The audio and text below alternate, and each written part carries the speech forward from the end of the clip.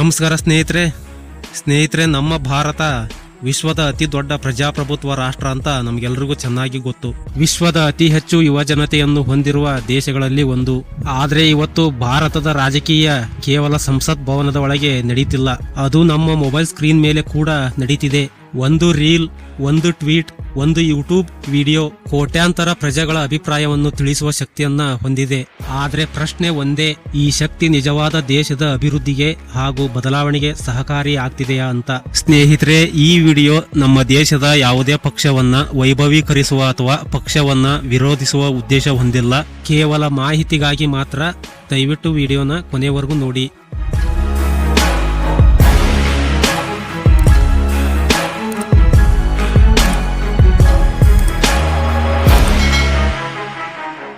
ಭಾರತದ ಯುವ ಜನತೆಯ ಸಂಖ್ಯಾಶಕ್ತಿ. ಸ್ನೇಹಿತರೆ, ಭಾರತದ ಜನಸಂಖ್ಯೆಯಲ್ಲಿ ಬಹುದೊಡ್ಡ ಭಾಗ ಯುವ ಜನತೆ.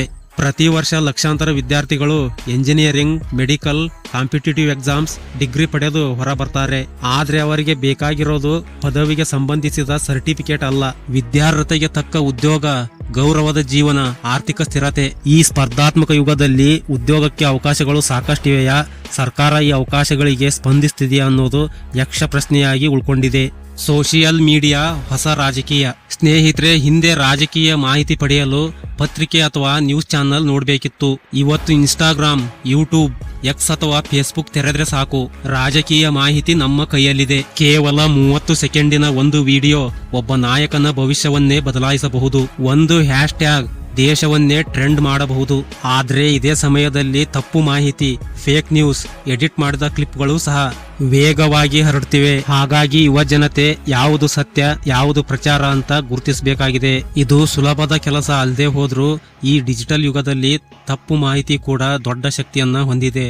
ಉದ್ಯೋಗ ಮತ್ತು ಆರ್ಥಿಕತೆ. ಸ್ನೇಹಿತರೆ, ಭಾರತ ವೇಗವಾಗಿ ಅಭಿವೃದ್ಧಿ ಆಗ್ತಿದೆ ಅಂತ ಹೇಳಲಾಗ್ತಿದೆ. ಸ್ಟಾರ್ಟ್ಅಪ್ ಸಂಸ್ಕೃತಿ ಬೆಳೀತಿದೆ, ಡಿಜಿಟಲ್ ಇಂಡಿಯಾ ಬೆಳೀತಿದೆ. ಆದ್ರೆ ಗ್ರಾಮ ಹಾಗೂ ನಗರದ ನಡುವಿನ ವ್ಯತ್ಯಾಸ ಹಾಗೇ ಇದೆ. ಒಬ್ಬ ಯುವಕ ನಗರದಲ್ಲಿ ಐಟಿ ಕೆಲಸ ಮಾಡ್ತಿದ್ದಾನೆ, ಇನ್ನೊಬ್ಬ ಯುವಕ ಗ್ರಾಮದಲ್ಲಿ ಉದ್ಯೋಗಕ್ಕಾಗಿ ಕಾಯ್ತಿದ್ದಾನೆ. ಈ ವ್ಯತ್ಯಾಸ ಕಡಿಮೆಯಾಗಬೇಕಾಗಿದೆ. ರೈತರ ಪ್ರಶ್ನೆ, ಉತ್ತರ ಕರ್ನಾಟಕದಿಂದ ದಕ್ಷಿಣ ಕರ್ನಾಟಕದವರೆಗೆ. ಸ್ನೇಹಿತರೆ, ಕರ್ನಾಟಕ ಭಾರತದ ಅತಿ ದೊಡ್ಡ ಕೃಷಿ ಆಧಾರಿತ ರಾಜ್ಯ. ಒಂದು ಕಡೆ ಉತ್ತರ ಕರ್ನಾಟಕದಲ್ಲಿ ಬರದ ಸಮಸ್ಯೆ, ಇನ್ನೊಂದು ಕಡೆ ದಕ್ಷಿಣ ಕರ್ನಾಟಕದಲ್ಲಿ ನೀರಿನ ರಾಜಕೀಯ.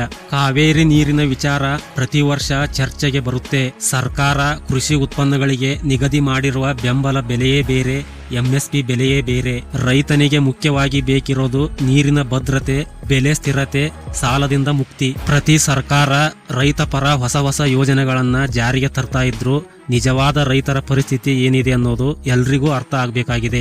ಜಾಗತಿಕ ಹಾಗೂ ರಾಷ್ಟ್ರೀಯ ಹೆಮ್ಮೆ. ಸ್ನೇಹಿತರೆ, ಇವತ್ತು ಭಾರತ ಜಾಗತಿಕ ವೇದಿಕೆಯಲ್ಲಿ ಪ್ರಮುಖ ಸ್ಥಾನ ಪಡ್ಕೊಂಡಿದೆ. ಆರ್ಥಿಕವಾಗಿ ಬೆಳವಣಿಗೆ, ತಂತ್ರಜ್ಞಾನದಲ್ಲಿ ಮುನ್ನಡೆ, ಅಂತರಿಕ್ಷದಲ್ಲಿ ಸಾಧನೆಗಳು, ಇವೆಲ್ಲವೂ ನಮ್ಮ ಭಾರತಕ್ಕೆ ಹೆಮ್ಮೆ ತರುವ ವಿಷಯಗಳಾದ್ರೂ ದೇಶದ ಒಳಗಿನ ಸಮಸ್ಯೆಗಳಿಗೂ ಸಮಾನವಾದ ಪರಿಹಾರ ಬೇಕಾಗಿದೆ. ಆಕ್ರೋಶದ ರಾಜಕೀಯ ವರ್ಸಸ್ ಪರಿಹಾರದ ರಾಜಕೀಯ. ಸ್ನೇಹಿತರೆ, ಸೋಷಿಯಲ್ ಮೀಡಿಯಾದಲ್ಲಿ ಕೋಪ ಹೆಚ್ಚು, ವಿಭಜನೆಗೆ ಕಾರಣವಾಗುವ ಮಾತುಗಳು ಹೆಚ್ಚು. ಆದ್ರೆ ನಿಜವಾದ ಬದಲಾವಣೆ ಆಕ್ರೋಶದಿಂದ ಅಲ್ಲ, ಪರಿಹಾರದಿಂದ ಬರುತ್ತೆ. ಯುವ ಜನತೆ ಕೇವಲ ಕಮೆಂಟ್ ಮಾಡುವವರಂತಾಗದೆ ಪರಿಹಾರ ಹುಡುಕುವಂತಾಗಬೇಕು.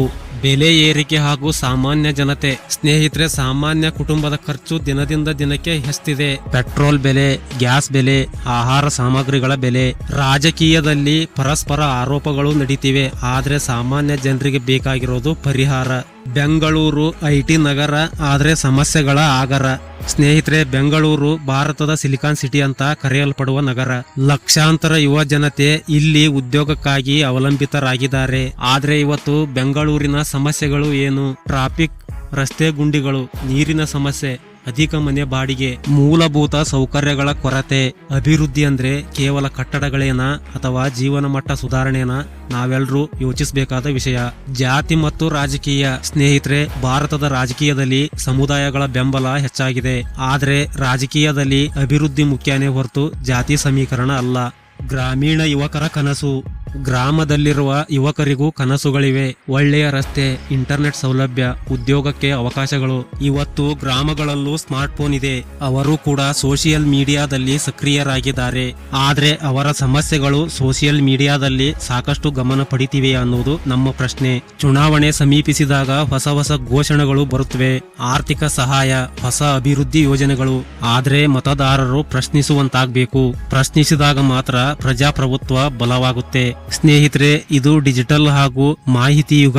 ಆದ್ರೆ ಹೆಚ್ಚು ಮಾಹಿತಿ ಇದೆ ಅಂದ ಮಾತ್ರಕ್ಕೆ ಹೆಚ್ಚು ಸತ್ಯ ಇದೆ ಅಂತ ಅರ್ಥ ಅಲ್ಲ. ಸ್ನೇಹಿತರೆ, ಹಾಗಾದ್ರೆ ನಿಜವಾದ ಬದಲಾವಣೆ ಅಂದ್ರೆ ಹೇಗೆ ಸಾಧ್ಯ ಅನ್ನೋದು ನಮ್ಮ ಪ್ರಶ್ನೆ. ಆದ್ರೆ ಬದಲಾವಣೆ ಕೇವಲ ವೈರಲ್ ವಿಡಿಯೋದಿಂದ ಅಲ್ಲ, ಅದು ಶಿಕ್ಷಣದಿಂದ ಬರುತ್ತೆ, ಜಾಗೃತಿಯಿಂದ ಬರುತ್ತೆ, ಒಗ್ಗಟ್ಟಿನಿಂದ ಬರುತ್ತೆ. ಯುವ ಜನತೆ ಕೇವಲ ವೀಕ್ಷಕರಾಗದೆ ಪ್ರಶ್ನಿಸುವವರಂತಾದ್ರೆ, ಸ್ಥಳೀಯ ಸಮಸ್ಯೆಗಳಲ್ಲಿ ಸಕ್ರಿಯರಾದ್ರೆ, ಸಮಾಜ ಸೇವೆಗಳಲ್ಲಿ ಭಾಗವಹಿಸುವಂತಾದ್ರೆ ನಮ್ಮ ದೇಶ ಅಭಿವೃದ್ಧಿ ಹಾಗೂ ಬದಲಾವಣೆ ಆಗದೇ ಇರೋದಕ್ಕೆ ಅನುಮಾನವೇ ಇಲ್ಲ. ಹೀಗಾದ್ರೆ ಮುಂದಿನ ದಿನಗಳಲ್ಲಿ ನಮ್ಮ ದೇಶದ ರಾಜಕೀಯ ಯುವಕರ ಮೇಲೆ ಅವಲಂಬಿತ ಆಗಿರುತ್ತೆ. ಮಹಿಳಾ ಯುವ ಜನತೆ ಕೂಡ ಸೋಷಿಯಲ್ ಮೀಡಿಯಾದಲ್ಲಿ ಸಕ್ರಿಯರಾಗಿದ್ದಾರೆ, ಬದಲಾವಣೆಗೆ ಪ್ರಶ್ನಿಸುತ್ತಿದ್ದಾರೆ, ಸಮಸ್ಯೆಗಳನ್ನ ಬಹಿರಂಗಪಡಿಸುತ್ತಿದ್ದಾರೆ. ಇದು ಆರೋಗ್ಯಕರ ಪ್ರಜಾಪ್ರಭುತ್ವ ಅಲ್ಲದೆ ಬೇರೇನೂ ಅಲ್ಲ.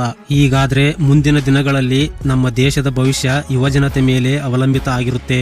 ಹೊಸ ಉದ್ಯೋಗಗಳು ಸೃಷ್ಟಿಯಾಗುತ್ತೆ, ಭಾಷಣಗಳು ಕಡಿಮೆಯಾಗುತ್ತೆ, ರೈತರ ಶ್ರಮಕ್ಕೆ ಹೆಚ್ಚು ಬೆಲೆ ಸಿಗುತ್ತೆ, ಆತ್ಮಹತ್ಯೆಗಳು ಕಡಿಮೆಯಾಗುತ್ತೆ. ಸ್ನೇಹಿತರೆ, ಸ್ಮಾರ್ಟ್ ಫೋನ್ ನಮ್ಮ ಕೈಯಲ್ಲಿದೆ, ಮಾಹಿತಿ ನಮ್ಮ ಕೈಯಲ್ಲಿದೆ. ಹಾಗಾಗಿ ದೇಶದ ಭವಿಷ್ಯ ಕೂಡ ನಮ್ಮ ಕೈಯಲ್ಲಿದೆ. ಸೋಷಿಯಲ್ ಮೀಡಿಯಾ ಒಂದು ಸಾಧನ ಮಾತ್ರ. ನಿಜವಾದ ಬದಲಾವಣೆ ಯುವ ಜನತೆಯ ಮನಸ್ಸಿನಿಂದ ಮಾತ್ರ ಸಾಧ್ಯ. ನಮಸ್ಕಾರ.